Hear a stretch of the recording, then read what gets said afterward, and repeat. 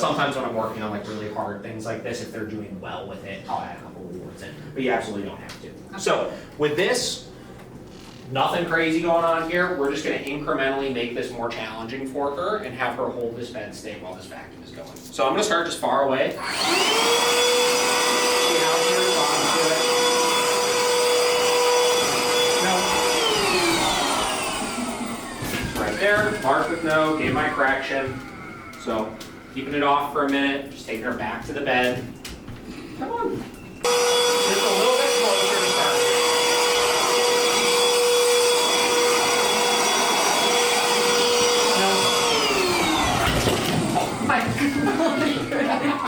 Like that. She's very scared. I told you. But come on, let's go. What are you doing? Put a hole in the drywall. Yeah, seriously. It's okay, man. Go. Bed. Good Lord.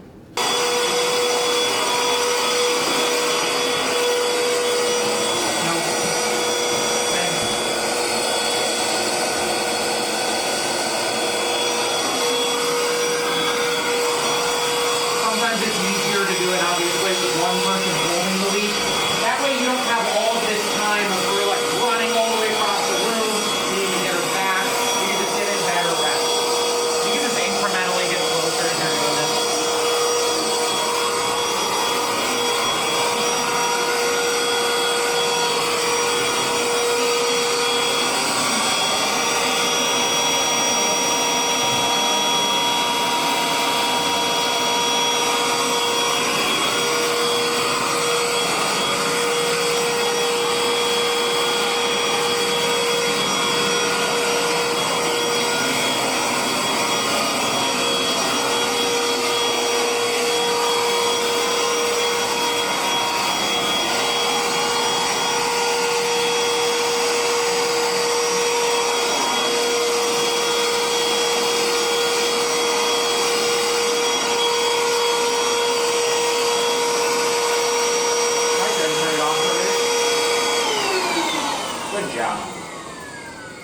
Okay, so we're gonna run that again here in a second. Nothing happened as a puppy that No. like could have caused this. No. They just get these weird like irrational fears of things sometimes. So we'll just do that again here. This time, when you get closer, kind of vacuum the ground, not the bed, but the ground around the bed. Come on, bed.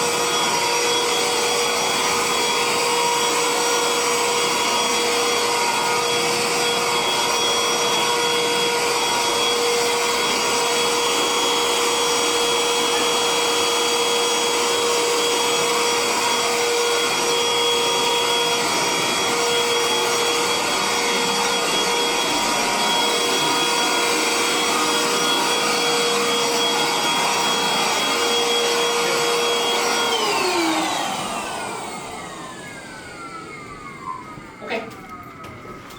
Nice.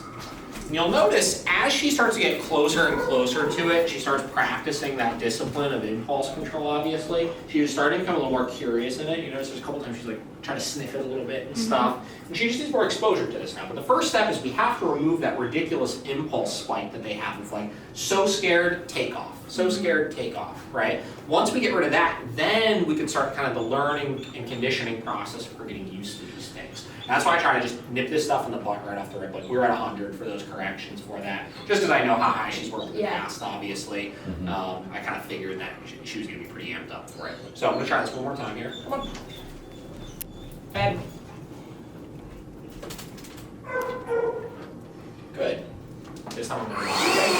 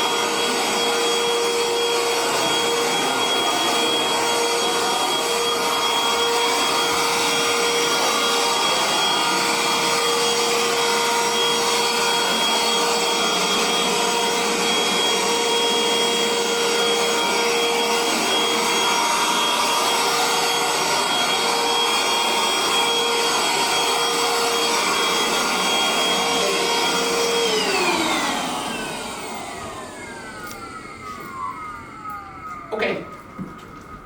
Same concept, right? So that's gonna be something you want to practice at home with her. We're also gonna do, try one to do it down as well.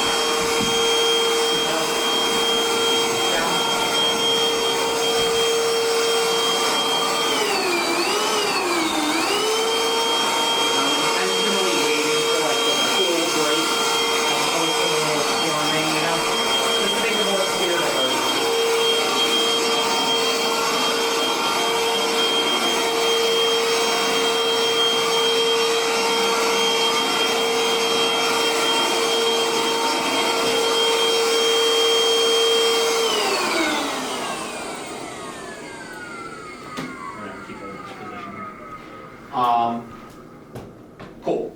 Well, we'll get a little bit of impulse control there. So this is gonna be something I definitely want you guys to work on now. Okay. Don't accept it as just something that she's scared of, you know, like let's get past this pretty quickly. Yeah. Okay. You know? And if you just commit to doing like a session a day of this, and then again, there's a lot of people that are very quick to like, we just use treats for this, use treats for this.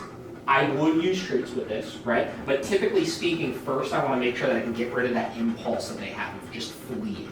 Because a lot of times if you just use the treats to counter condition this, right? And we say, oh, we're just gonna create a more positive association with the vacuum cleaner. What winds up happening is then somewhere else when the dog gets irrationally scared of something, they still have that same response to just bolt. Sure. So I wanna address that response to a fear, because that response can be generalized by the dog all over the place, right?